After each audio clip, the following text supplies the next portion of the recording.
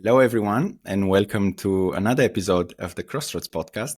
My name is Bogdan, and I'm happy to have here with us today Laura. Hi, Laura. How are you?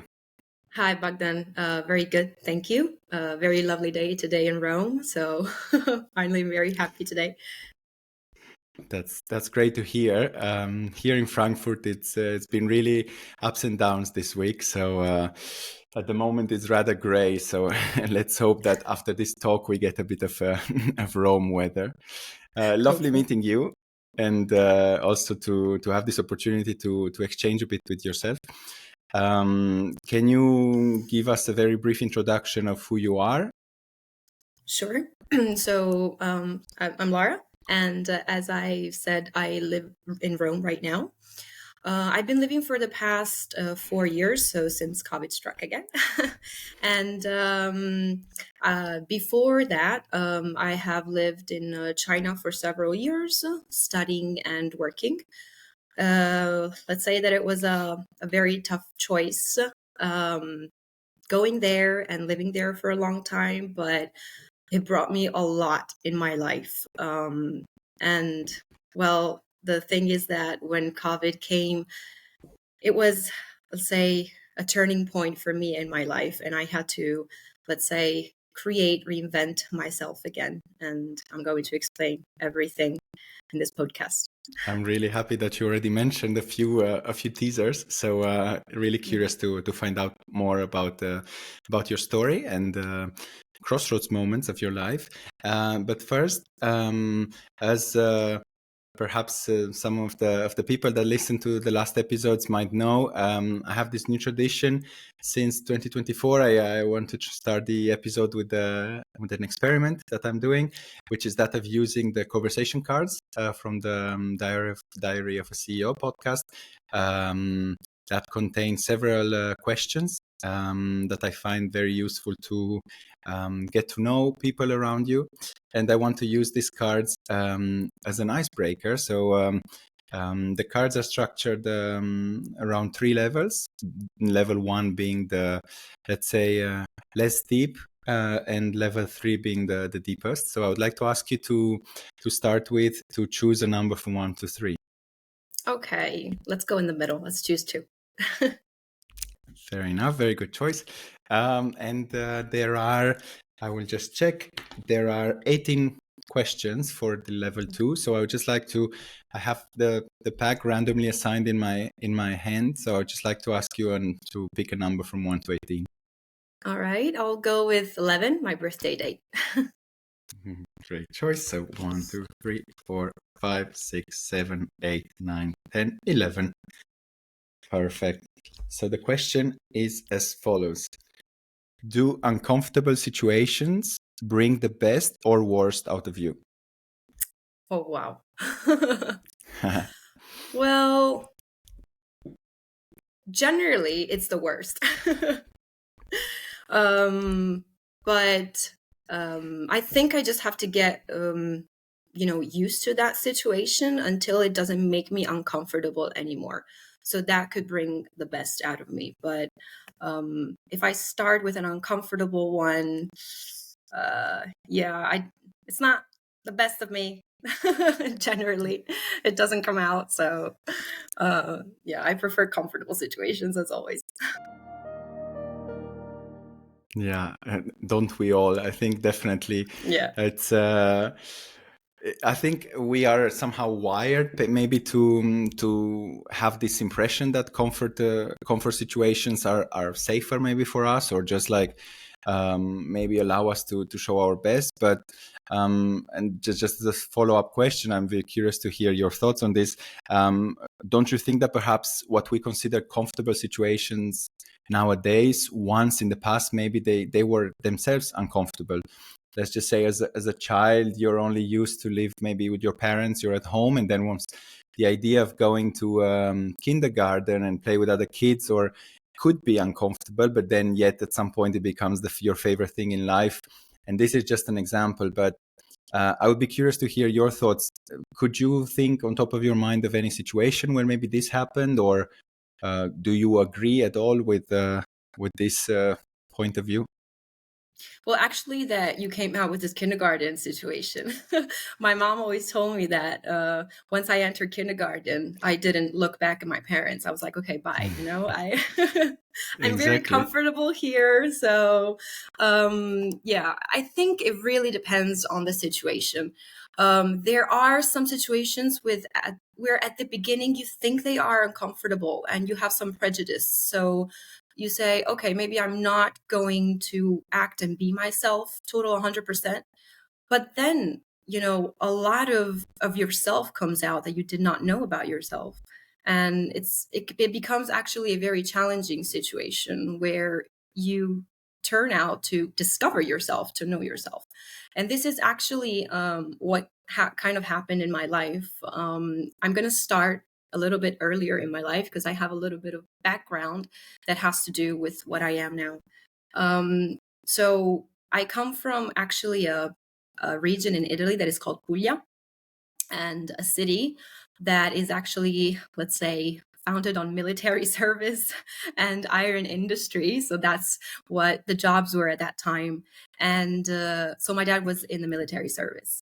And since my sister and I actually were young, we've always traveled because of my dad's job until the age of 13. So from 6 to 13, we've always been, let's say, traveling from one place to another, including once America. And that's, I think, been the toughest, let's say, change in my life, even though I was very young. I was 9 years old. But I was leaving all my foundations, all that I had, all my certainties here in Italy. And at that age, I think it's not easy at all. And I can understand it now because I am a teacher. I teach in a school and I teach that age gap. So, it's the child and teenager psychology is just very interesting. And we know a lot. So what happened at that time was a major change in my life. And, but it turned out to be the best because I discovered a world that was not in my comfort zone. I started, let's say, to open up to new people and new culture since the age of 9. And I think that's just what brought me to what I am and where I am right now. Um, Coming back to Italy after those 3 years in America was also the toughest thing. I did not want to come back. And it was. Um, it was really suffering for me. I suffered a lot. I suffered many years as I did not want to accept the reality I came back to. So I think this is one of the reasons why I myself started traveling again on my own. And I started to look for something. I did not know what I was looking for. But when university came up, I started to, let's say, look around, see what I wanted to do, what I wanted to study. So I was really into languages since I got to study English in America. So I asked myself, why not learn a new language?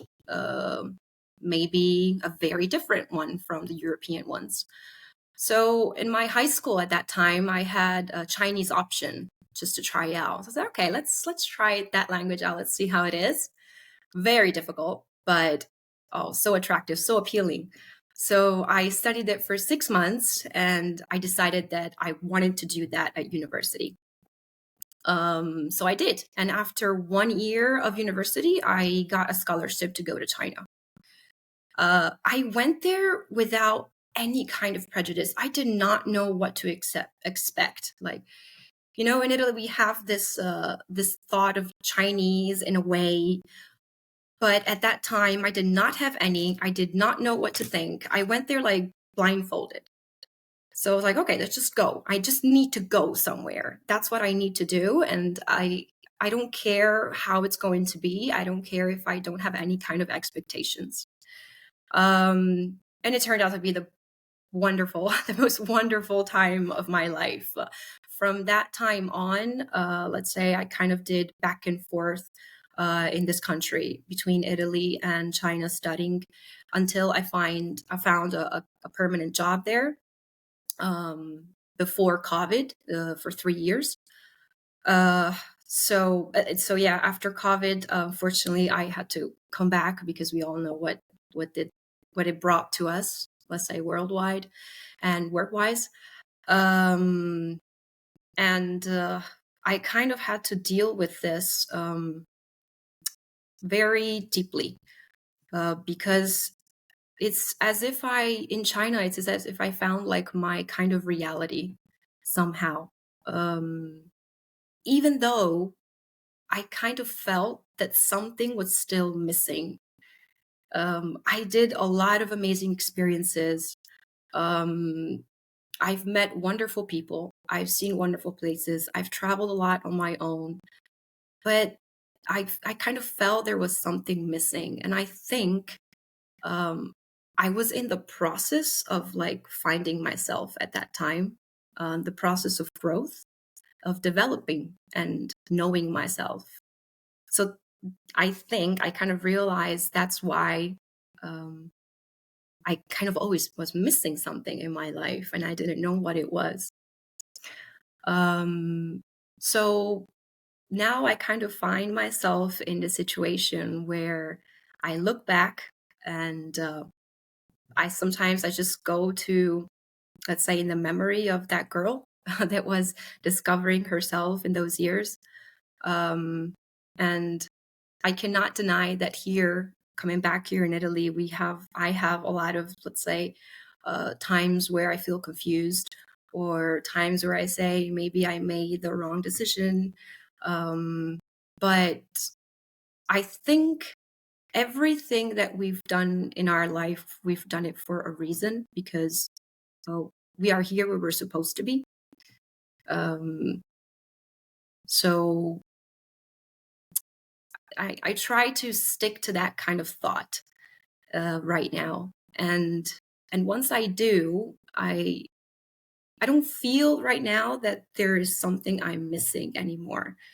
Um, because what I am right now is because the girl I've been before and all the experiences that made me grow and it made me challenge myself. And here we come back to that comfort zone where that we talked about at the beginning. China was not a comfort zone at all. You know, I was away from my parents, I was away from my friends. I was with people that I had to meet there um, and just build relationships on my own. Sometimes I was totally alone because I was in a different city for a whole year for a different experience. And I did feel alone, but I, let's say, learned to be alone by myself, and I love it. Sometimes I'm here in Italy and I say, "Oh, I miss spending time with Laura." You know, I really miss it. Sometimes, you know, you're being surrounded by family and friends, and your life and your work, and you know, we also have this year this social pressure, work pressure, and sometimes I just want to stop and say, "Oh, I want to go back to that time where Laura was alone and she had all the time with herself." And I think that is really important in one's life if you have or haven't done this kind of experience. What just for this to follow up on this last point, which I find very interesting, what was you think um, so important and that contributed so much to your growth and development of this period of like being alone with yourself or like in this new situation? Can you think of one specific thing or that maybe made you grow more than others and that sometimes you miss, as you're saying now in your current life? Well, I think the fact that your physical friends and family are not there, that's a big let's say characteristic, I think. I mean, you're physically alone there. You know, you have nobody except the friends you make. Um so you kind of have to make it on your own. And otherwise, you know, you either do it or you just go back. So there's not a lot of choices. Um, but this didn't tear me down. This did not, let's say, let me give up or anything. I tried to find the best in everything I did.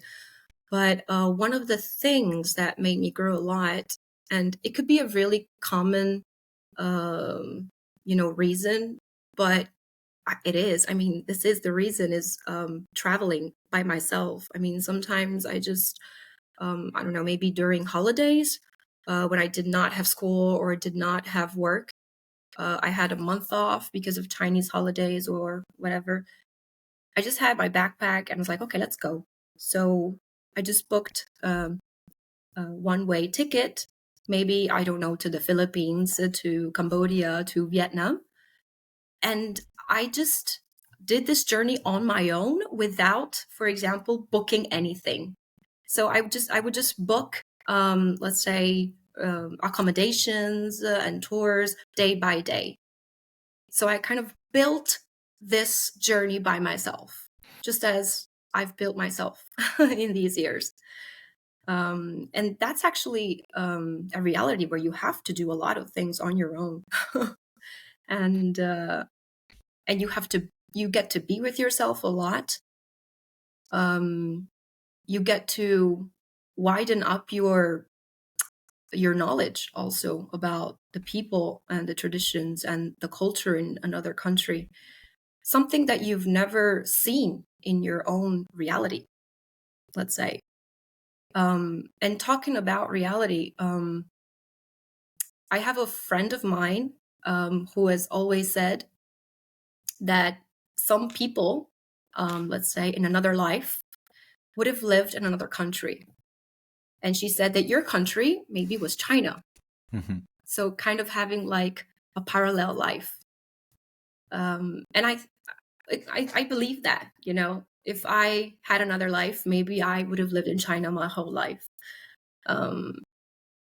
Just because it actually feels like home to me right now. I mean, I can't think of China as a place to visit.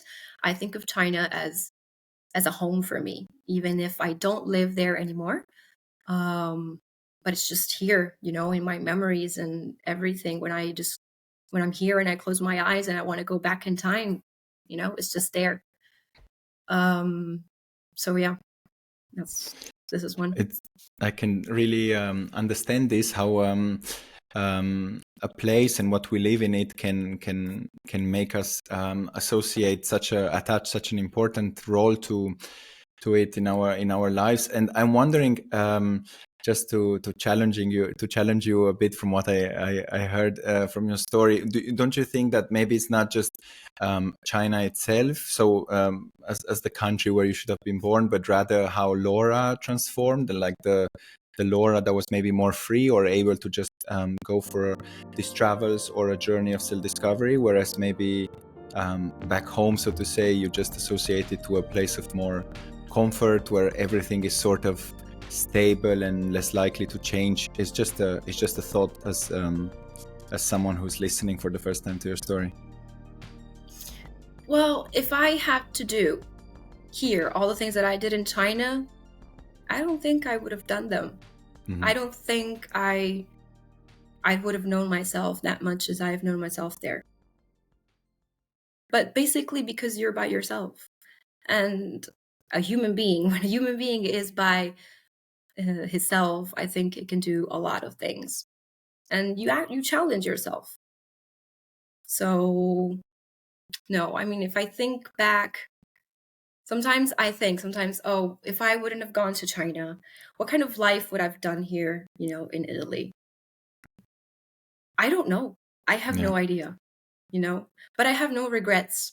I think that if I've done this kind of experience, it's because it had to be done, but it had to be done for me. You know, a place is just stable. That's the place. It never goes away. It never changes. I mean, it does, it changes some aspects, but you know, that's it.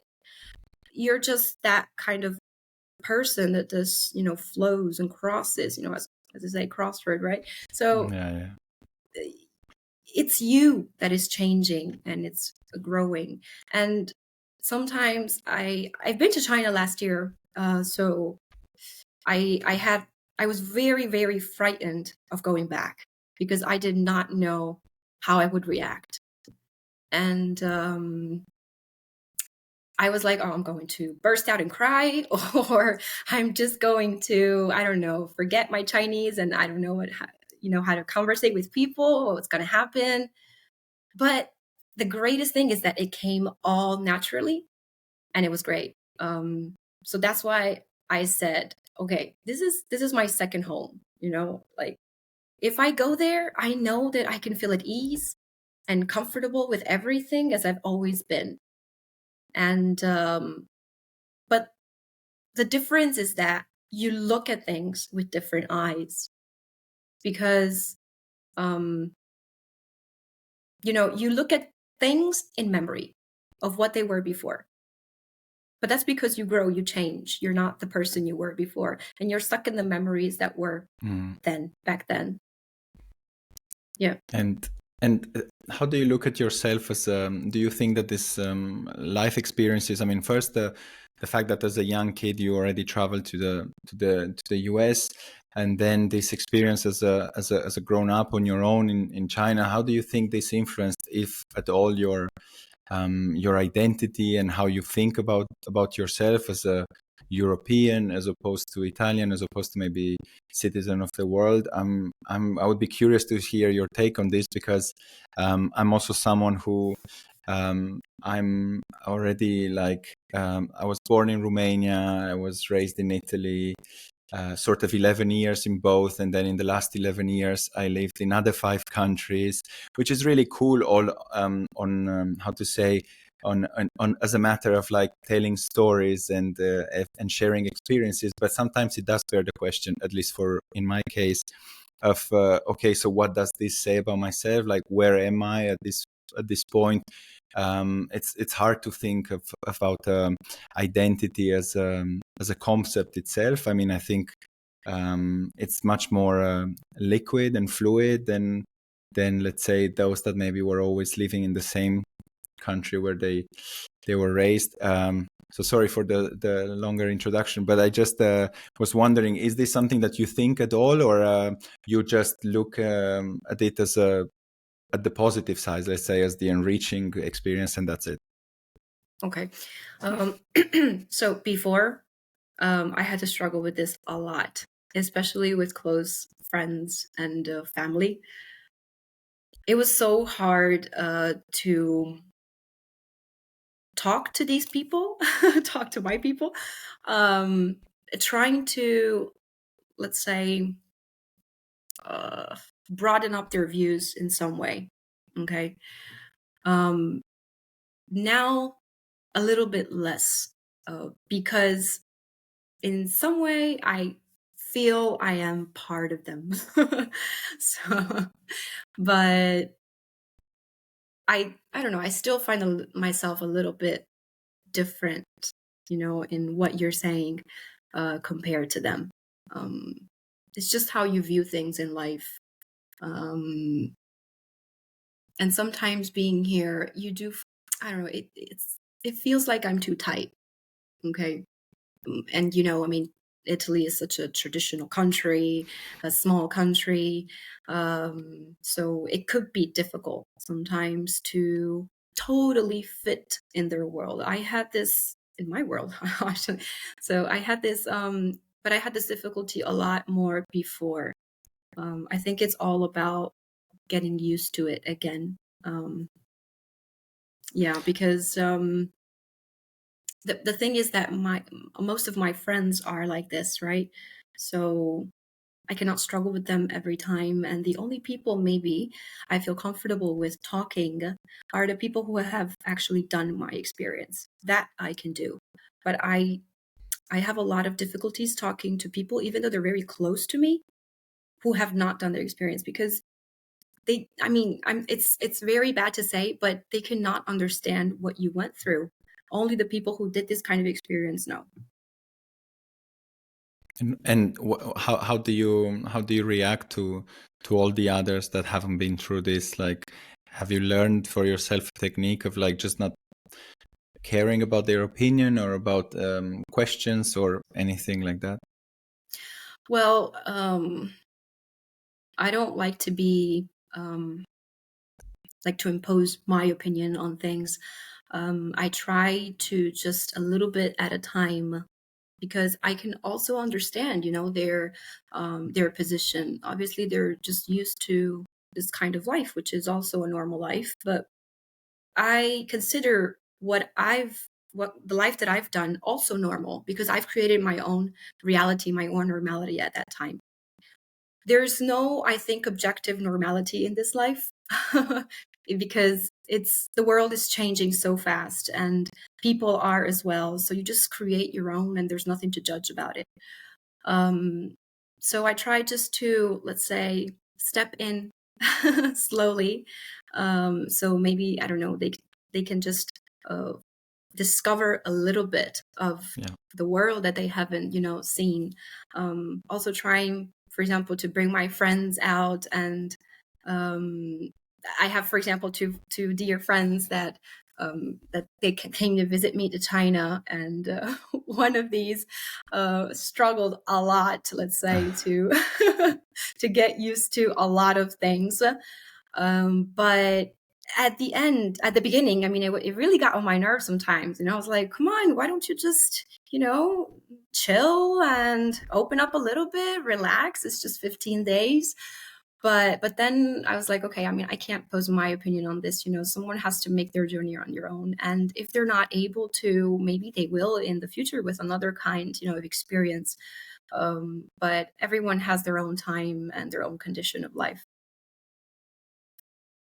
I love this. I like to think about this in this way, as also what I liked hearing you talk about, like that your life, your own life that you're living, is also normal, which I think is really great to maybe also repeat myself. I will try to apply this in my life as well. I just indeed find it sometimes not so easy to find your place, and because so many things change, it bears the question, at least in my case, sometimes, like, okay, maybe the others are right in thinking that there are some other things are more normal than not, and I'm myself more of an exception when I have certain thoughts or certain questions. But I liked your take on this, so thank you very much for sharing.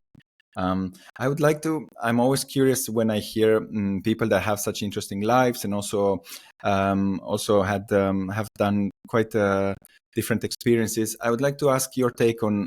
Do you think at the beginning of all this there was a lot of courage from your side? Like, would you say this was like, or like, did it come completely natural to you to go on a leap and, for example, move to China and just build your own um, new self, let's say, away from home? Would you attribute this maybe to your parents, a certain openness of mind that came since the beginning of your life with these early travels to the US and so on?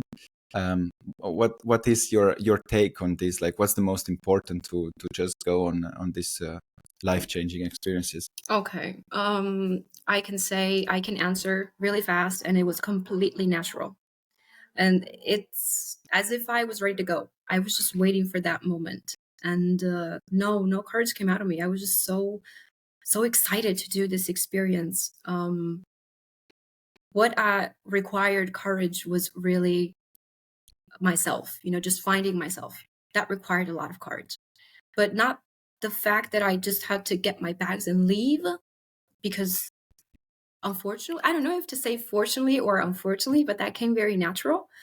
I don't know, sometimes it's as if I just want to escape from here, but I don't know, it's as if it was meant to be. um, but yeah, and all the process later on just was so natural. Um, let's say that what was not natural at the end was the fact of coming here forced by uh, what happened in 2020. That was not natural at all, because I was not ready to come back. I was I was in China. I was struggling a little bit, always with the fact that I don't know what I'm looking for. I still feel something is missing, but still, it was not my decision to come back, but I had to do it, and that was something that was very, very hard to accept. It took years for me to say, okay, now I'm here. I need to work on myself, and I need to do something for myself again, as I've always done.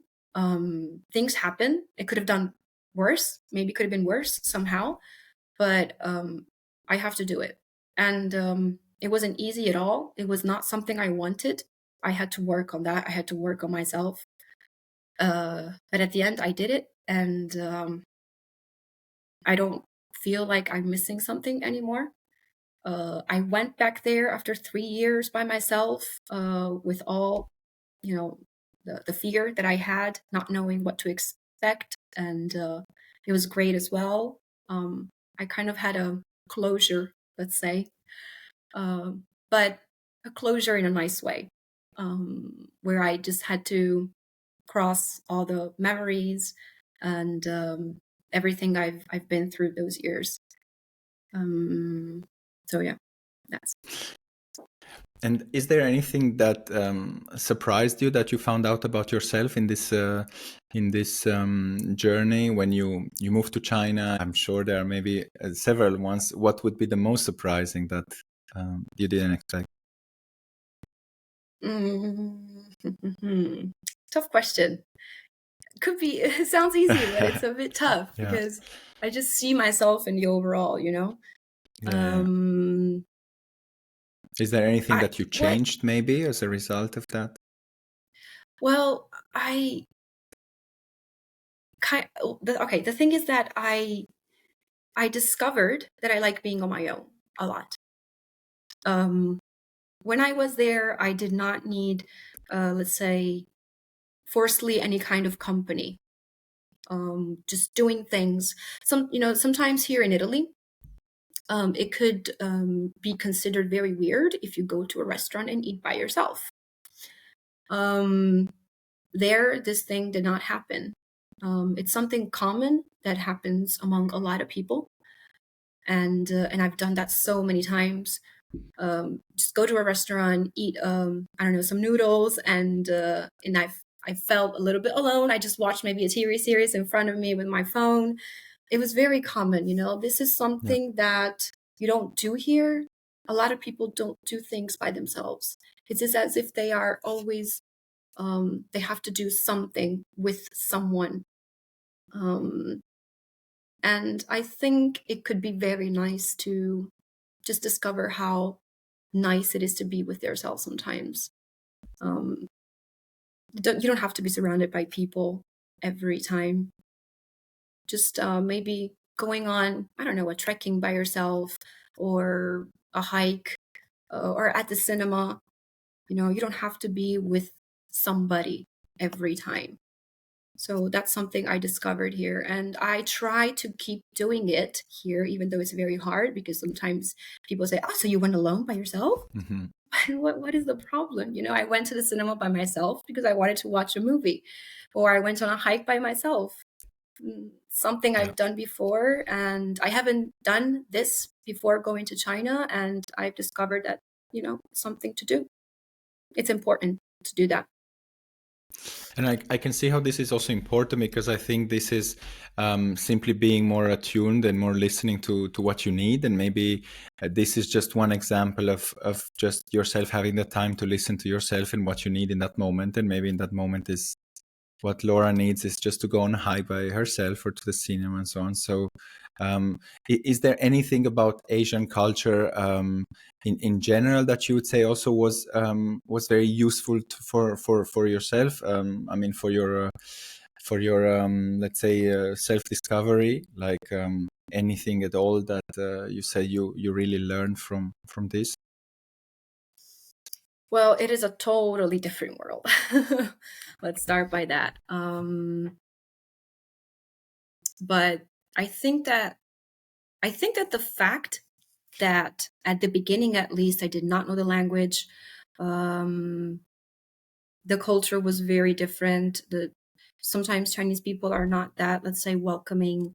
Um, they're not used to having maybe foreign friends. That helped me a lot being alone. So it's not like a normal situation that you would find here in Italy. So this helped me a lot, and I don't know. It also this, fitting into their culture came very natural. It's as if I kind of had a little part there that of myself that was like, okay, I'm a little bit Chinese. Sometimes I feel a little bit Chinese. So it fit perfectly with their world. Sometimes I wonder if I had chosen, I don't know, Japanese or Russian, what would have been, you know? I don't know if I had fit perfectly in their culture or not, or if I just wanted to go back home the next day. Uh, but I don't know. Maybe just it's better not asking questions and say, okay, Yeah. that's how it went, and I'm perfectly okay with that. And maybe it was also meant to be somehow, you know, this nice random choices with what seems could be random, but maybe it was just meant to be for you to be able to discover this part of yourself. And I'm very happy to hear how you really felt a bit Chinese yourself, and you could explore this part of yourself through this experience. Does it ever happen that now that you're back in Italy, or in general away from China, that anyone asks you um, tips, maybe they would like to visit or to move there, and in those moments, what do you say? Do you have any tips for this, even just for a travel, let's say, without thinking about the longer term moving there? Yeah, well, the tip is come with me because yeah, well, I've been trying, let's say, to I have a planned trip actually this summer, see if we could get more participants as possible to go on a trip to China for 10 days. But and I would love to start that in my free time. I would just love, you know, to bring people there and discover and see what I have seen, even though that not like the most touristic sites sometimes, you know, just kind of the real world. And sometimes it's very difficult to fit in because you don't know the language. So once maybe you know how to move and where to move, there are so many beautiful places that are very unknown to us. Um, so yeah, that. But yes, obviously, when people ask me have any tips, I'm so glad. My eyes become little stars, and I start telling them, you know, every kind of place or things to see, what to do, and I feel so pleased, you know, giving them advice on everything. Oh, that's great. So you do this as a hobby. You mentioned that you organize these trips once a year or something like this, or No. This is the first time, so I'm okay. trying. I also worked like say part time for a tour operator. I don't know if you've ever heard about We Road. I'm not sure. Probably not. Okay. So yeah, they actually plan travels all over the world, and I've, let's say, accepted a China tour this summer and see how that comes up. But I would just love to do that on my own one day. So yeah, because Well, it's a little bit different going, let's say, with a Chinese speaker and just going by yourself. Even though, I mean, you have to experience it also by yourself because that's what I did. But it would be more useful, you know, if you have like a restricted time, that would be very helpful. that sounds great. And so Mm. I hope we can attract some positive karma for for yourself, and that this dream of yours comes true. It was really nice talking to you today, Laura. Thank you very much for accepting the invitation and for Thank being with you. us today. Thank you very much. It was a pleasure for me, really.